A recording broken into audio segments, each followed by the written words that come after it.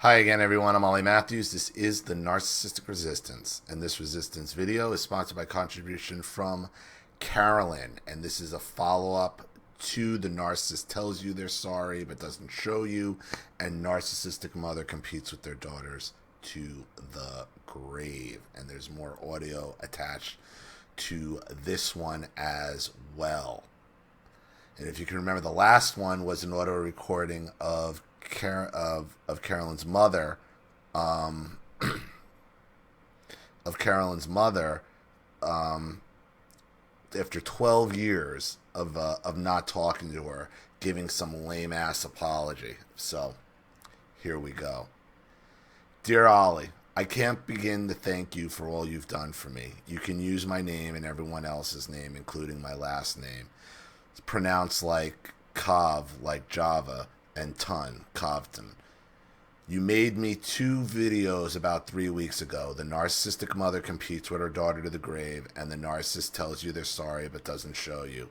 Both were absolutely brilliant. The fact that 150 other people listened to that apology by my mom, and not one of them said, gee, that sounds like a genuine, sincere apology, but instead remarked, that's one cunty bitch, delights me to no end and validates me to a degree that makes me know that I'm not crazy after all. I've listened to them several times each, and with each listen I become aware of yet another insult, put down, or devaluation from my family. Right, I mean, there's things in there. Once you got the tenets down, you're going to see things because you know them. I don't know them. Like, I know their behaviors. I can predict their behaviors. But those little intricacies, those little knives, those little stabs, things that only you can pick up on. Which is what makes it so, which makes what they do so devastating. Because they know how to hit you. They know which button to push. They know where to hurt you.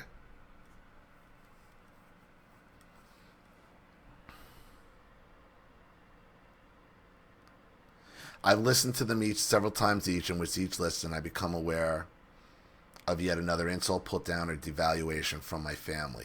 Just to review, because I don't expect you to remember everybody's drama when it's really all the same, I'm the criminal defense attorney from La Jolla, and my narcs parents are the multimillionaire social climbers Lael and Jay, 87 and 88 years old. My brother Gordon is the golden child, as I have mentioned before.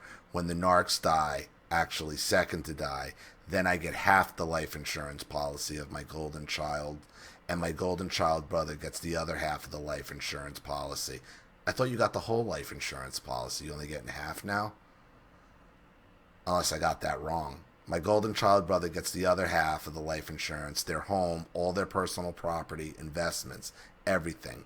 In terms of percentages, it's about 10% to me and 90% to my brother, who already has several $1,000,000 and a 10,000 square foot home that was paid for by my parents.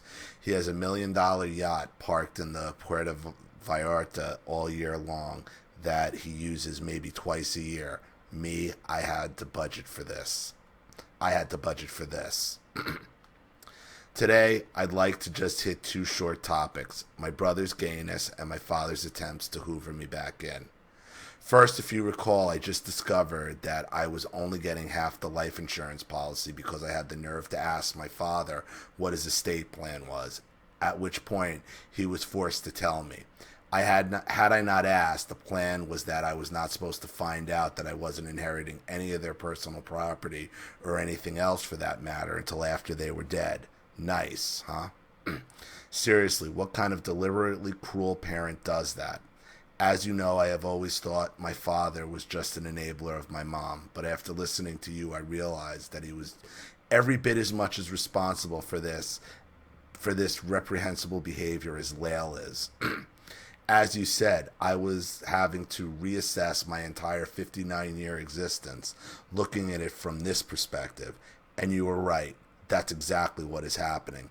As the fog clears, the memory of all the abuse just starts flooding back. I think I have heard you talk about that before. The closest thing to this process is the analogy of peeling back an onion, just layer after layer of secrecy and lies.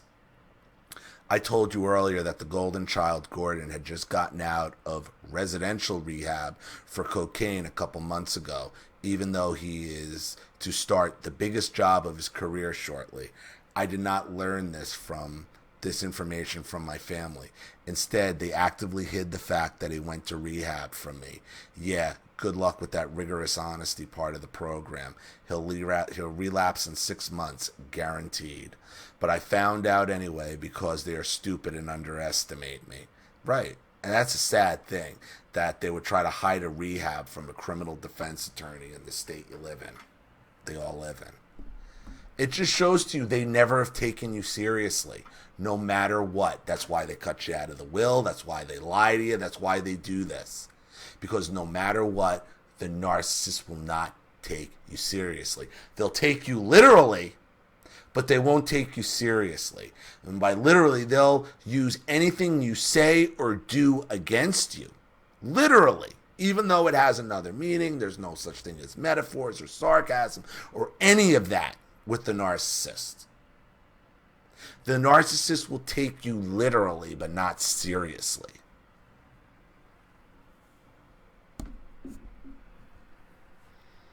That's why they underestimate you.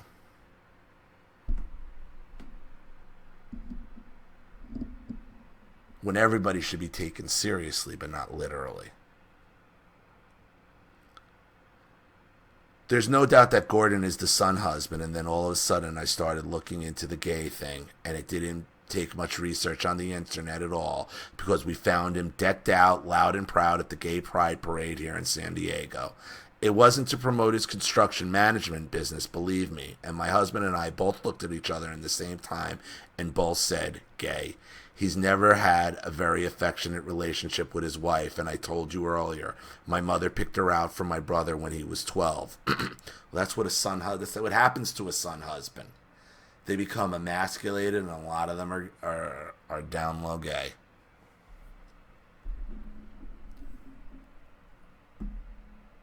He's the daughter your mother never had.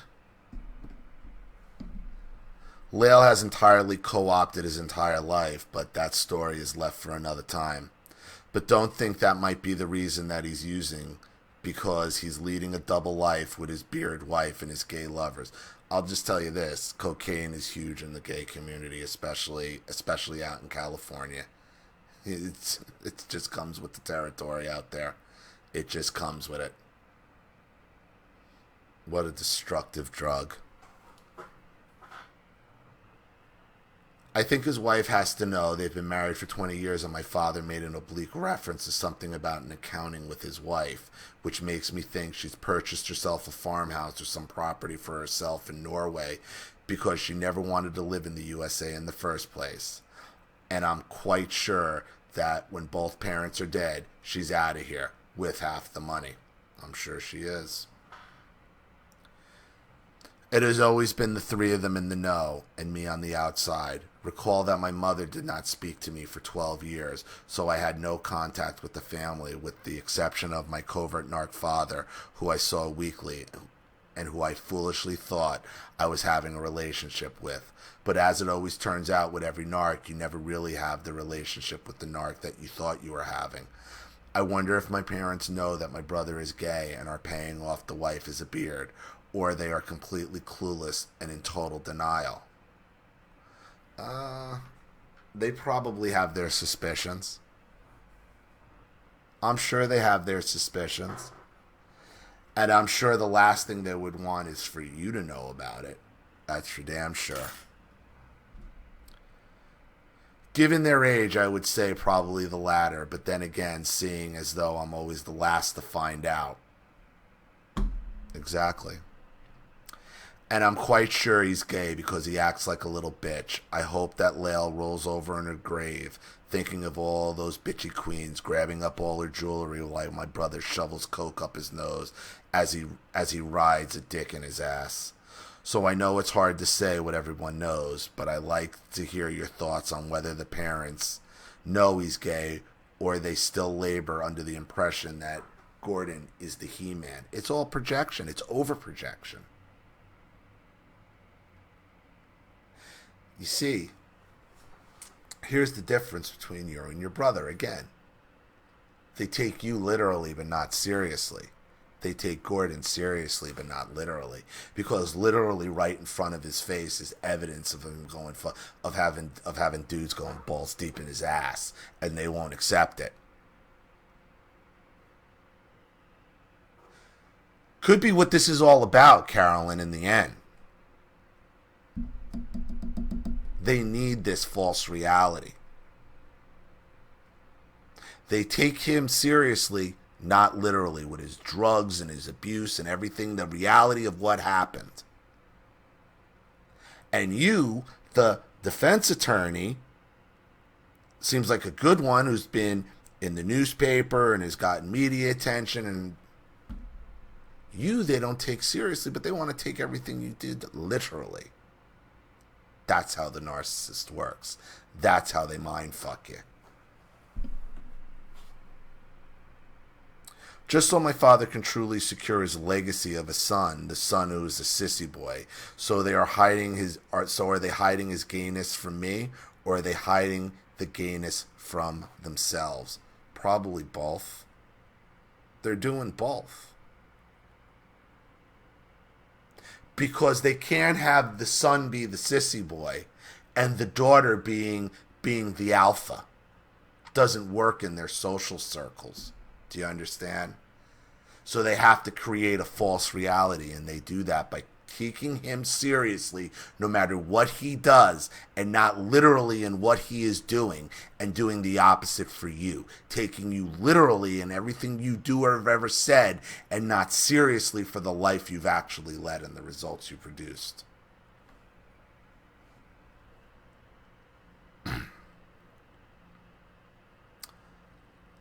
Part 2. After discovering the 90-10 estate distribution and the fucked up terms that I wasn't supposed to find out, that I wasn't getting shit till after they were dead, and then the fact that they all actively tried to conceal the fact that my brother went to rehab, well, I got the point where I said enough. And that was September 2nd, 2018. The last thing I said to my father was, it's always the three of you in the know and me on the outside. This conversation is over. And that was it. So my dad waited the customary 2-week period as if he thinks he's punishing me, and then calls me. He has called me 3 times so far, and I refuse to answer. What is fascinating is what is going on with each successive message, and I would love to get your impressions of what you think. So I don't want my comments to color your analysis. I will send you 3 successive emails with 1 message per email named. Okay, I already got these. Comment 3 will be the latest. Obviously, I remain no contact, as there is no way in hell I can ever go back and be in the same room as my father, knowing that he thinks I'm such a piece of shit, that he thinks it's okay that I shouldn't get any personal property out of the estate, because he doesn't take you seriously. Do you think my dad is in denial that I'm no contact, and I don't mean maybe? This is the first time in my entire 59-year life that I have cut him off from all communication with me, and it's almost as though it's just not computing with them, right? Because they don't understand. Like, this has worked for 59 years. Why is my fucking button not working? Why is this not working? They'll just keep pressing a fucking dead button, because that's all they know how to do. Until you get to the point where he has the meltdown, the spiral, the freak out. Fucking Gordon and his gang of cokehead boyfriends will come, start harassing you, and be bitchy with. This is how it starts. This is the beginning of the spiral. Unless you can keep it cut off from you and your husband permanently from here on in.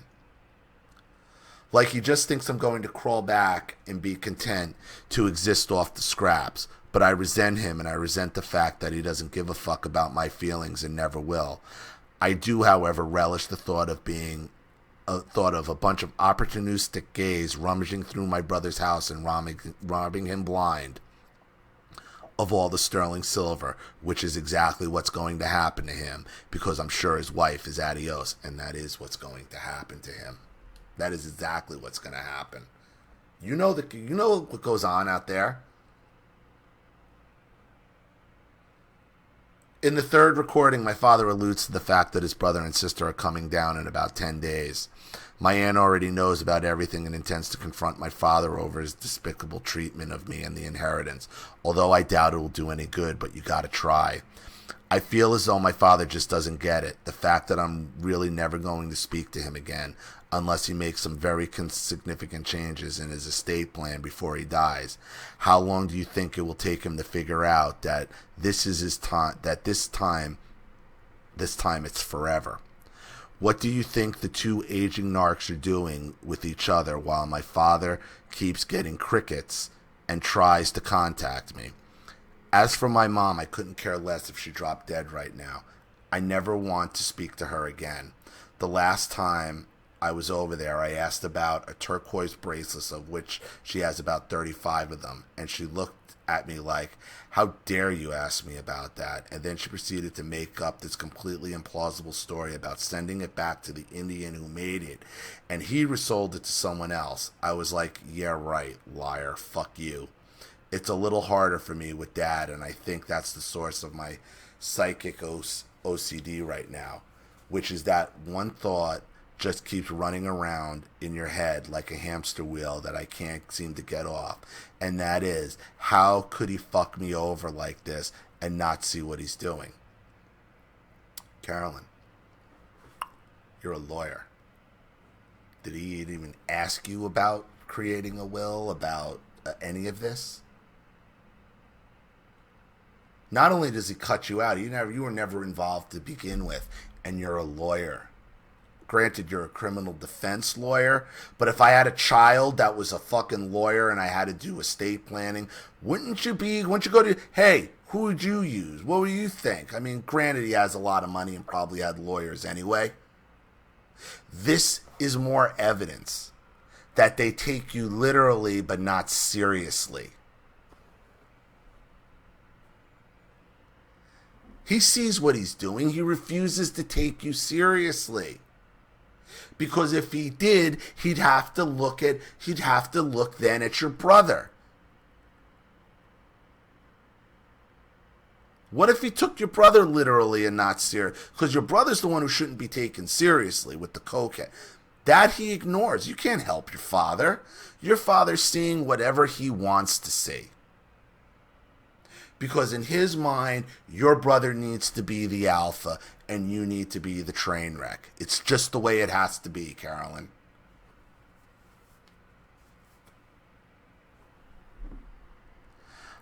I don't love him anymore. I pretty much hate him. So at least that curtain is pulled away.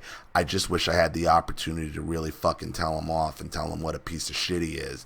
That his precious cokehead sonny boy likes to suck dick. Thanks for everything, Carolyn Covington. What's stopping you from telling him that his son's gay? What's stopping you from just telling Gordon, hey Gordon, I know you're gay. I know you're gay. Not that there's anything wrong with it. Old Gordo must think there's something wrong with it, though. I'll tell you that. Your parents refuse to take you seriously, but they insist on taking you literally. And it's the opposite with old Gordo. So let's get to the audio. And they're short voicemails, so they're only a few seconds long. Well, I'm sorry to feel the way you do. Same opening as your mother. Same why I'm sorry you feel the way you do. This is the half-assed apology you get because they don't take you seriously. But I do want you to know, I hope this is not the way it's going to end. I do want you to know that I do love you. Right. So, when you get a chance, I'd like you to give me a call. Oh, poor you.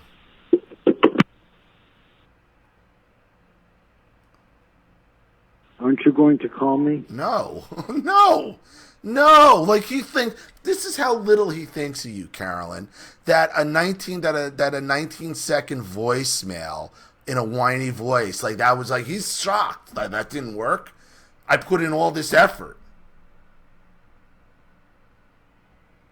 You're a trained criminal defense attorney. He takes you, and he doesn't take you seriously.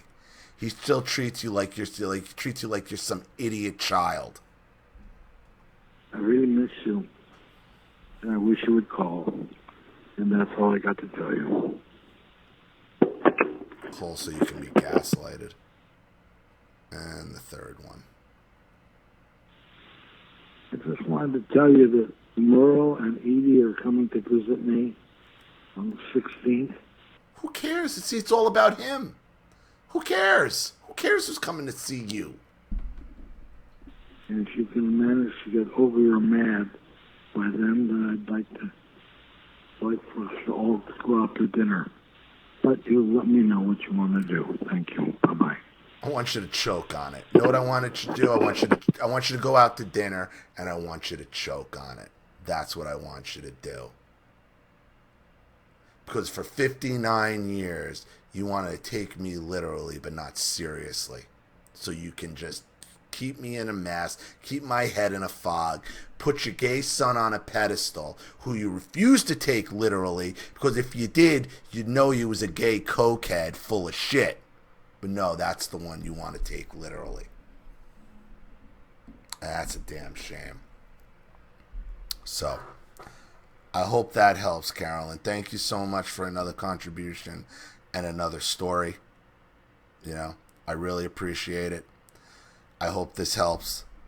Thank you to everybody watching. Please leave any opinions or advice in the comments section below. And again, if you want your story read on the channel, you have a topic you'd like me to cover, a narcissist you'd like to expose, you'd like to set up Skype, a phone call, have a private video made, or a Facebook live chat, or you'd like to sponsor a video like this for someone who needs help and can't afford it, or just make a contribution to the channel in general to keep it supported, growing, and successful, because this channel survives 100% on contributions from all of you.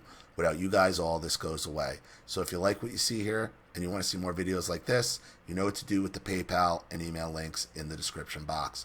Also, please like and share this video wherever you can. Subscribe to my channel if you haven't, and be sure to click the subscription bell to be notified of all my video uploads.